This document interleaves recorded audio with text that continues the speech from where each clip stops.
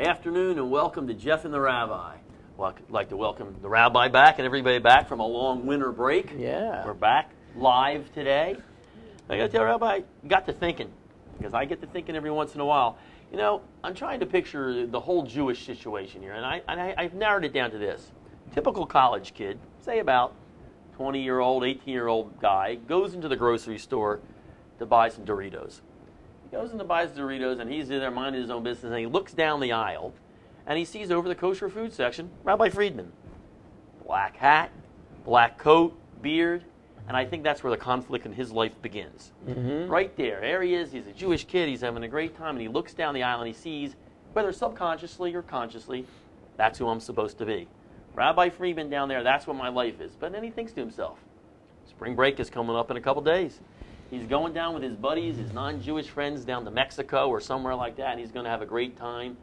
You know, he's thinking about the first night in Mexico. It's Friday evening, a little bit after Shabbos time. It's Friday evening, and he thinks back. So here's what he's got to compare to. On the Rabbi Friedman side, he's got, he's got Kiddush with some Manischewitz wine. Right. On the spring break side, he's got, it's 8 for 1 night there. So 8 for 1 drinks, you get that. It's 8 shots of liquor for the price of 1, and girls drink free. Mm-hmm. So it's Manischewitz versus that. Don't know if you're winning. The Rabbi Friedman's going to win on that one there. Right. The night goes on a little later. On the on his side, there's going to be a wet T-shirt contest. I know you don't know what that is, but there's going to be a wet T-shirt contest. No, I had that one time. Yeah, I got caught in the rain. So I got soaked, and even like my T-shirt even got wet. That's what you're talking about, right? Exactly. So similar to that on the Torah side here. A bunch of the guys are sitting out there. It's a hot Shabbos evening. They get a little schwitzy there. Mm-hmm. So it's a wet tzitzi contest versus the wet T-shirt contest. Yeah. So again, I don't know if you're winning. And the night gets even later, and this one gets even worse. On the Rabbi Friedman side, he's thinking, okay, it's late night. He's going to sneak in the refrigerator, eat some of his mother's leftover brisket. On the other side, he's got pigs in a blanket. And for a college kid, that might have multiple meetings, but either way, it's not kosher. I'm just going to tell you that right now. It's not kosher. So I don't understand. Who would want to sleep in a blanket after a pig is in a blanket? Why would you want a pig in your blanket? Which is a very good point. But it doesn't sound kosher either way you look at it. So, but I got to tell you, the kid's he's doing a lot of thinking. I think you got a tough fight. I think you actually even have a tougher fight than the old rabbis. Even back in the Middle Ages, you had a crusade here and there. You had an Inquisition every once in a while, some pogroms. Easy stuff. Mm-hmm. Easy stuff for the rabbis. You got America. And you got, on a typical Saturday afternoon, a college football day, when it's ribs versus rabbi, I think it's ribs 1, rabbi nothing. I think you're in trouble. What do? I think you need to up your game a little bit here, because I think you're losing the crowd. You've seen the polling. You've seen the numbers. Jews are going away, and I think deep down they know what they are, but the fight, the struggle, it's too easy over here and too hard over here. You know what? I think your words, if you don't mind, maybe back in about 1850, right, a rabbi, an Orthodox rabbi, wrote these words, trying to sum up what people like you are trying to say. He said, this is Rabbi Samson Raphael Hirsch, and he wrote, using the mouthpiece of someone in his generation, he says, and what effect has it, the law, upon heart and life? The broad principles of universal morality are narrowed into anxious scrupulosity about insignificant trifles. Nothing is taught except to fear God. Everything, even the pettiest details of life, is referred directly to God. And he's right, because... I have no idea what you just said there. He's using big words. Okay, the problem is there's too many big words there, okay? Right. Let me translate into English for you. Please. Basically, he says, everyone is just busy being scrupulous about little nothings. In Orthodox Judaism, everyone's worried about, can you take the pea out of the soup or the soup out of the pea? Right. And do you tie the right shoe before the left shoe and the left shoe before... And then, if you're trying to figure out which shoe to tie, you got to talk to God, because he'll tell you which shoe to tie. Can you believe it? He says, even the pettiest details of life is referred directly to God. You got to talk to God about everything. Life itself becomes a continuous monastic service, nothing but prayers and ceremonies. Yep. That's all we're doing. You ever talk to a Jew? He's always on his way to the synagogue. You'll think, I'm always on my way to the synagogue, coming back to the synagogue, but I can't talk to you too long because I got to get back to the synagogue because there's another service coming up, and I always got to pray somewhere, and it's always like, it's a problem. He, the most praiseworthy Jew, who lives most secluded and knows the least of the world.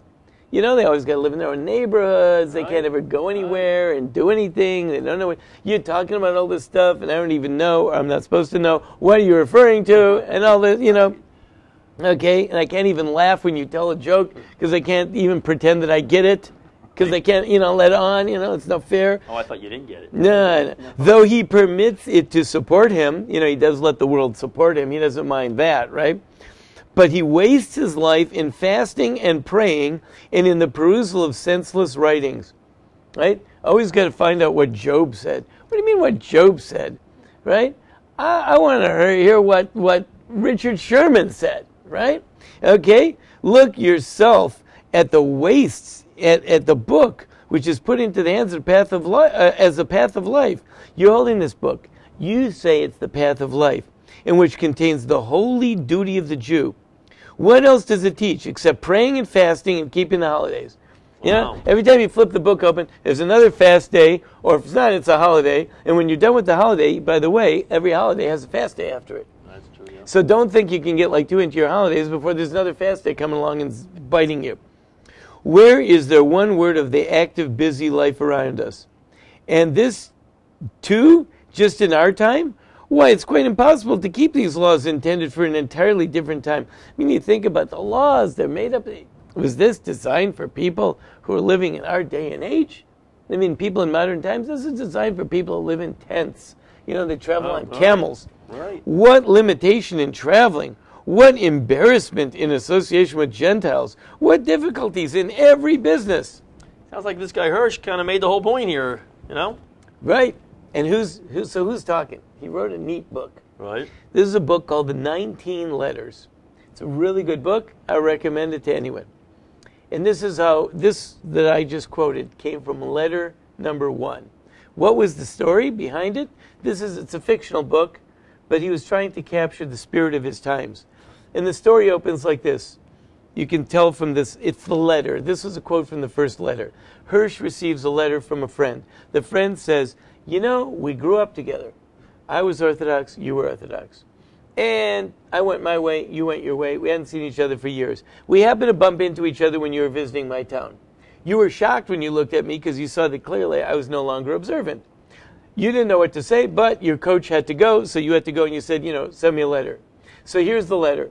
And this is my problem with Judaism, and this is why I dumped it, and I'm not interested in it anymore. Sounds like the guy in the grocery store. Sounds right. like a typical Jew. Okay. And he concludes, says, excuse me, dear friend, that I have spoken so freely and unreservedly, although I know that you revere all this very much. And I suppose you must do so on account of your position as a rabbi. Still, I am confident that you have so much love left for me from our former days that you will, in answering me, forget your office. And for what that teaches, I know sufficiently well. Farewell, your friend. Okay. In other words, he says basically, and I know what you rabbis have to say, but talk to me as a friend. Tell me, what's the deal? Like, how can you possibly be living like that, and how can you expect me to want to buy into this fasting and ceremonies and monastic stuff, which doesn't let me ever do any business or live life? And that's just one quote. This is like a 2-3 page letter. That was one paragraph. Right? So that's what Hirsch did. So Hirsch said, this is Rabbi Samson Raphael Hirsch, he knew that that's what his generation is thinking, and that's what they're feeling. So he said, I'm going to respond. I'm going to respond to him. But first, he wanted to put it out there. I'm not afraid. I'll take the hit. Say it. Give it to me straight. Right. Give me what you're thinking. I know that's what you're thinking. Let's just put it out on the table. So then, he said, here's the deal. First of all, you don't have any right to reject the Torah because you don't know what's in there. And the last time you saw it was in 3rd grade in Hebrew school. Yeah, that's the point. And when you were in 3rd grade in Hebrew school, you had some teacher who probably didn't know half of what they were talking about, was telling you Bible stories. So you grew up with these Bible stories and fasting and ceremonies, and you said, what do I need all that for? Right? There's no meaning. Yeah, nice story. David killed Goliath, and Jacob stole the blessings from Esau, and Moses worked for Disney or something like that. And however that worked, you know. Right. Okay. So, what do you know? So that's the first problem. Second of all, when you went to study the Torah, what did you do? Well, you probably took a class at a university somewhere about Judaics. Probably all good Jews go to college, they enroll in a Judaics course at college.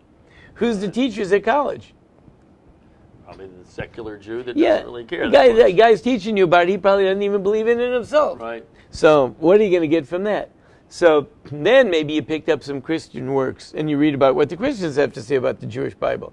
So now you know about the Bible from Hebrew school when you were a little kid, from some anti-Torah guy who's the Judaics professor, or from some other religion. So what do you know? That's a good point, because that's probably typical for most. Right.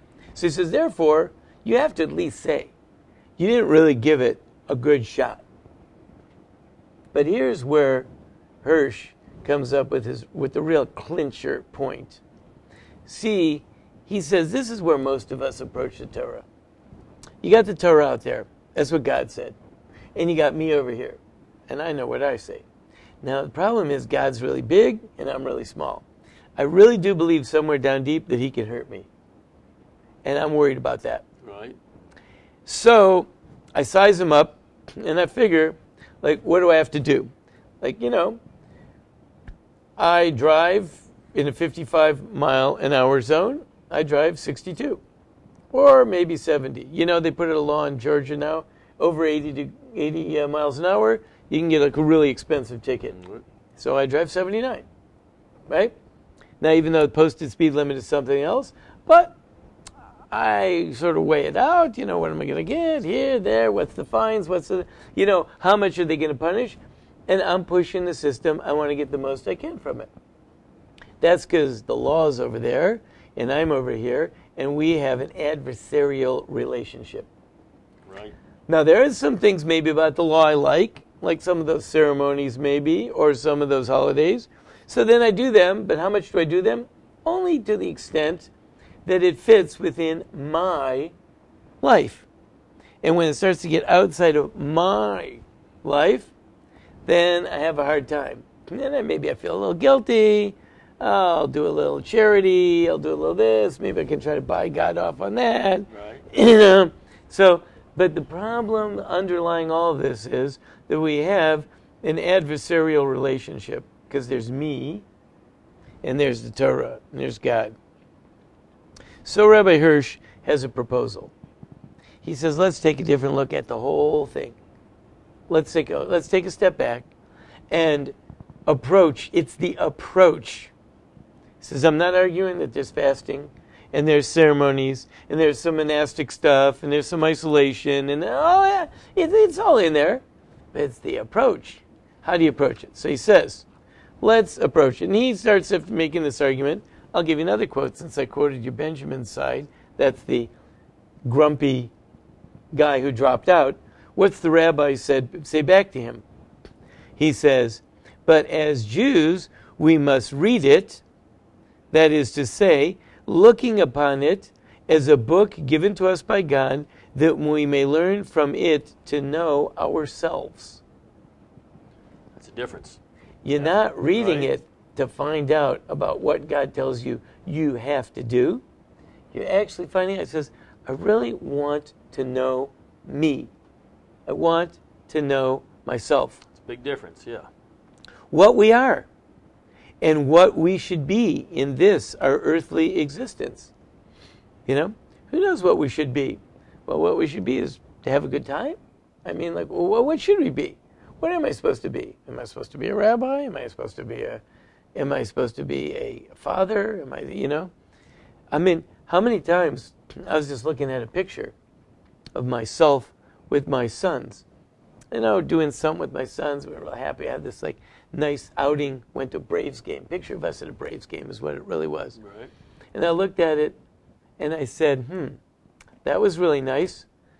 too bad I didn't do more of that. Right? Too bad. I'm wondering, like, was I really, like, looks from that picture, like, I could have been a really good father. Was I doing that, or wasn't I doing that? Well, what was I thinking of? Was I thinking of me? Was I thinking about what I should be doing? Was I reading enough Torah to tell me what I should be doing? You know? What we should be in this earthly existence. It must be to us Torah. What does Torah mean? So Torah, that is instruction. The word Torah is instruction and guidance in this divine world, a generator of spiritual life within us. Our desire is to apprehend Judaism. Therefore, we must take up our position in thought within Judaism, and we must ask ourselves, what will human beings be who recognize the contents of this book as the basis and rule of life given to them by God? Well, it's definitely a little bit different. A whole different approach. Yeah. So I'm opening up the book, and I'm going to start reading. What does this book tell me about what I can be as a person, about my potential, about my limitations? I just heard one of those things, one of the standard, one of these things we pump into our, you can be anything. Right. You can be anything you want to be. Yeah, right. It's a funny thing. Like, I wasn't on the football field yesterday, know, and you know what? I wanted to be there. And guess what? No. I can't be that. No, my mom was 5'1". That's why I wasn't able to do the basketball thing either. You can't be anything that you want to be. I'm sorry to say, right? And you can spend like 20 years trying to be a concert pianist. If you don't have it, it's not going to go. I don't care. And you want to be president of the United States. And there's a lot of things you want to be. You can't always just be them. So here you get a world that's telling everyone you can be what you want to be. And you know what the biggest problem in the world today is? No one knows what they want to be. That's a good point. Because everyone's saying you can be anything. There's no instruction book. Oh, wait a minute. Or maybe there is. What do you need an instruction book? You can be anything. And then everyone's walking around, well, then what should I be? Yeah. Go ask people. Go ask freshmen in college. What are they going to be? I don't know. Except for maybe like if they're at tech, then they know. Everyone else, I don't know. I'm an engineer, right? So psychology. I'm going to be in psychology. But no one knows. Right. They don't know what they're going to do. Why? Because you can be anything. What if you had a book that could tell you to find out who you are, what you are, where you are within this world as a person? Then there's other questions. Okay, I'll figure out what to do for a living, but who am I as a person? Where am I going to go to get that? Am I going to learn that at college? Like what I am, how I am? Maybe through a bunch of like hard knocks lessons and uncomfortable situations. Maybe you'll find that out. But that's how we're supposed to approach this book. It's not the book against me. The book is there for me to find me. And I'll read you this beautiful quote he says. After convincing him that he needs to try to read the Torah again, he says, "Let us read through as though we had never read them, as though we never heard them. Start all over again. Forget about everything you know from Hebrew school and all that stuff. Let's start all over again. Let us arouse in our soul the life questions. What is the world in me and around me to me? What am I? What should I be to it? What am I? What should I be as man Israel?" That's how he says to pick up the book. Well, it's a good question, actually, and it's a brilliant idea. But I guess what people were probably wondering when watching this, does that still end the conflict? Can I be someone who reads the Torah and find out who I am and still go on spring break? Can I be the guy to still go out and have a good time? I know who I am. I read the Torah. I do my best to follow the laws of the Torah. Do I have to be? Does it limit me in what I can be in this world? And I don't mean like you can be everything, but can I take Torah with me into the real world? If you're trying to decide whether you should or shouldn't go on spring break, the Torah can help you decide. And that doesn't mean no versus yes. The Torah can help you decide which one is right for you. How many people are there on spring break that are there because they feel pressured into it? How many people are there that are in situations on spring break that they're uncomfortable with, but they can't buck the tide? Anyone have daughters? They can't buck the tide, and they can't not go somewhere because everyone else is doing it, and they don't want to look strange, and you got to go, even though it's making them feel kind of uncomfortable? How many people are there that are really not feeling good about the way they acted to other people last night? Probably a lot, right? Actually. No, and how many people wish they could say no, or wish they could act differently, or wish they could have a different type of spring break? There's a lot of spring breaks you can have. How many people are there that wish that they could be liberated from expectations that are not really them? You have to find out if you're you. You know, I spoke about this past week, this past Shabbos. We have a boy in our synagogue who is really studies a lot of Torah. Right. And he's a Boy Scout. He's a Boy Scout. So he studies Torah, and he's like, doing this Boy Scout stuff. He's really into it. Right. And he reads a lot of Harry Potter. He likes Harry Potter, okay? I said the difference between him is that when he's reading Harry Potter and he's doing Boy Scouts, that's because he studies the Torah, and the Torah tells him that that is who he is, and that's what he needs to do. He found himself, because I know that because that's the way his family approaches the Torah. So the Torah doesn't say you can't be a Boy Scout. The Torah doesn't say you can't read Harry Potter. The Torah might say you can't hit up on someone that doesn't want you hitting up on them. Yeah, that Torah might say that. And sometimes the Torah has to say, yeah, you got to get a little monastic here. There's a party you can't go to. Right? The Torah will say things like that. But more importantly, the Torah will help you find who you are, and you don't have to feel a sense of conflict all the time, because you say, this is me. I found myself, and guess what? Me and God, we're cool with each other.